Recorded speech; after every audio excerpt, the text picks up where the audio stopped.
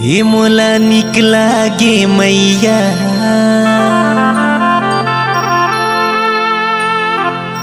लाली लाली चुनरी है तो हे मोला निकला गे मैया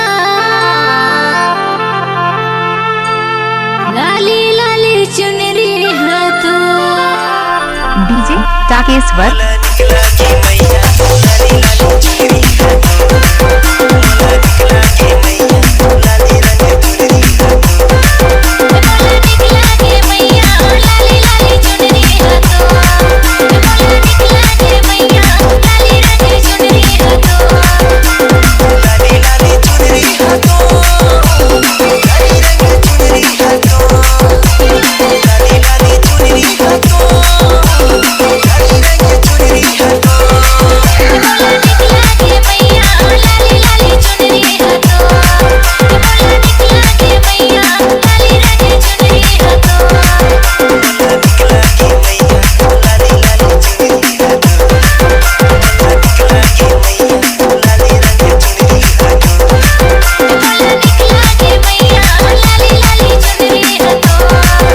मोला निकला गे मैया लाली लाली चुनरी है तो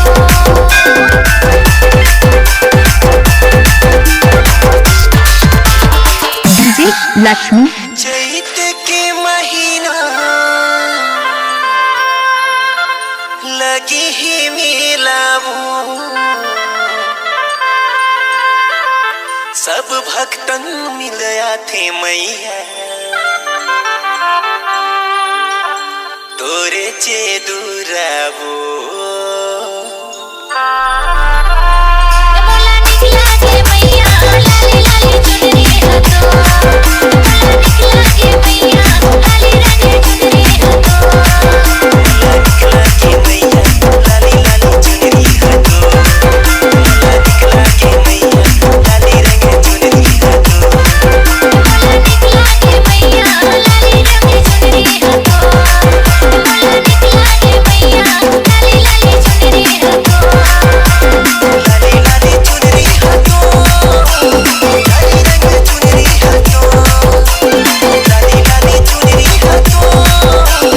लाली रंग चुनरी है तो मोला निकला गे मैया लाली लाली चुनरी है तो मोला निकला गे मैया लाली लाली चुनरी है तो मोला निकला गे मैया लाली लाली चुनरी है तो मोला निकला गे मैया लाली रंग चुनरी है तो मोला निकला गे मैया लाली लाली चुनरी है तो मोला निकला गे मैया लाली रंग चुनरी है तो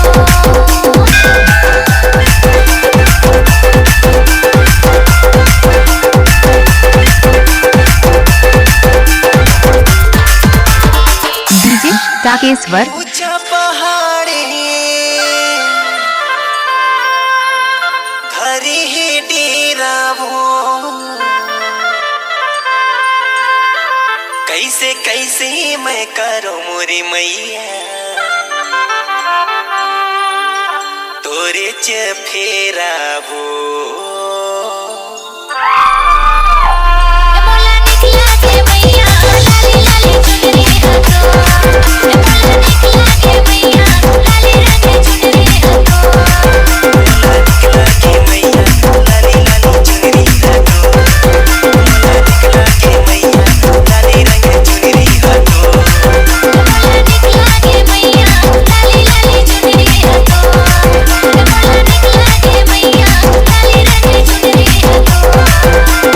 लाली लाली चुनरी है तो लाली रंग चुनरी है तो